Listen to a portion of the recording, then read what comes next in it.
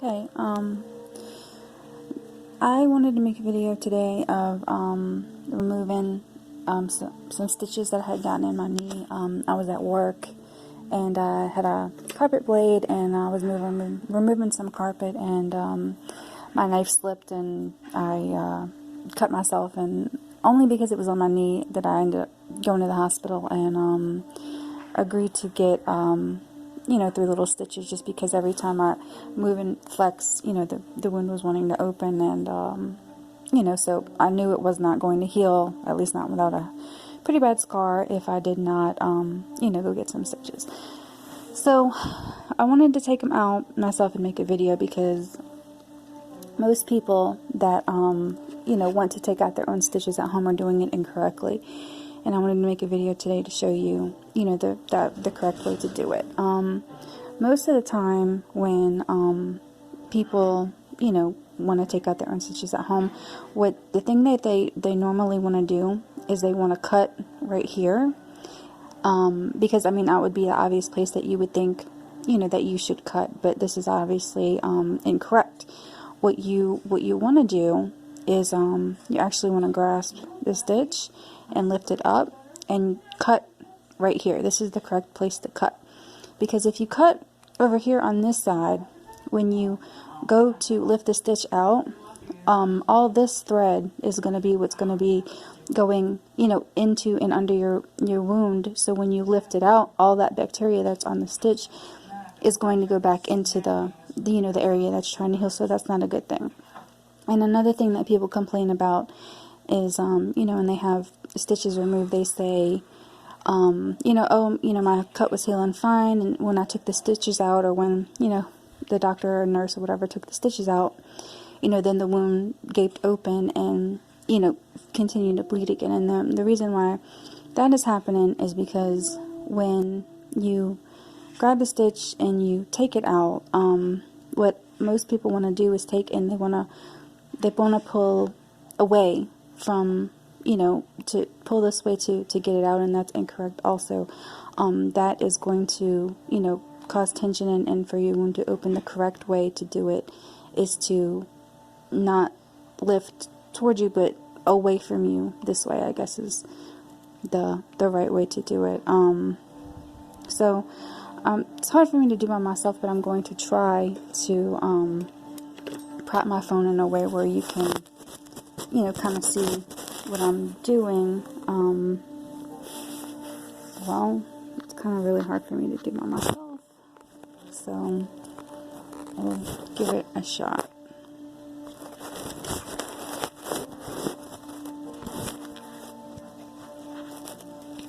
Well, I don't think I'm going to be able to.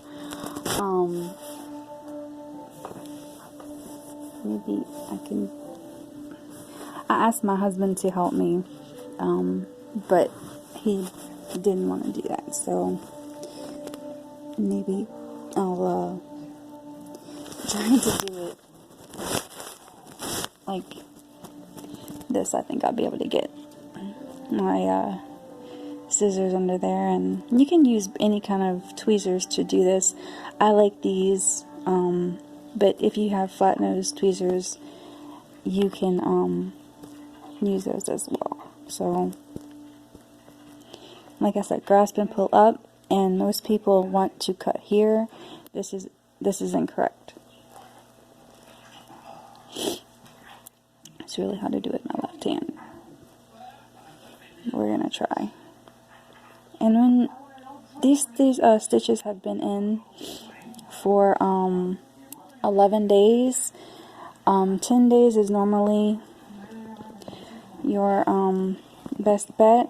But like I said, these were on the knee, so I left them in for an extra day just because, I had work. And like I said, you don't want to pull this way. You want to pull up and over, and they should come out. And you might feel a little pressure, but if the stitches bleed, then they weren't ready to come out.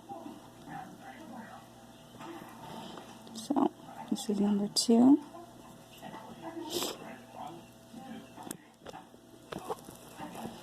It might be a little harder to get underneath this one.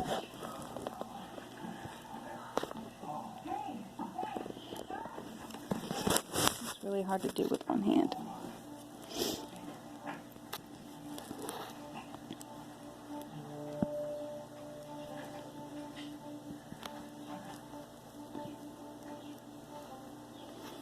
Now, I had asked my husband for help, but he is a little queasy, and he almost passed out when I was getting the stitches, so I didn't think it would be a good idea.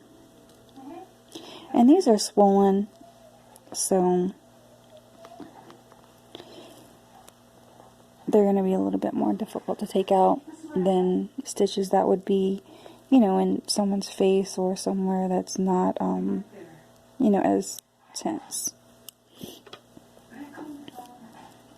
And like I said, most people want to pull the wound open, but the correct way is to do it up and over. That's 2. And this one is going to be a little bit more difficult just because it was the one holding everything together. So it just has a lot of swelling and a lot of tension on it, but I thought I had gotten under it.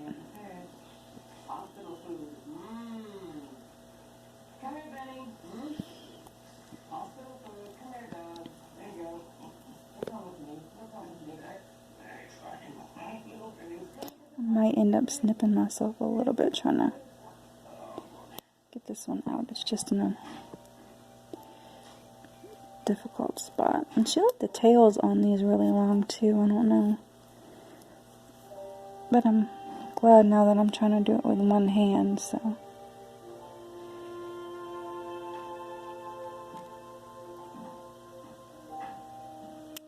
There we go.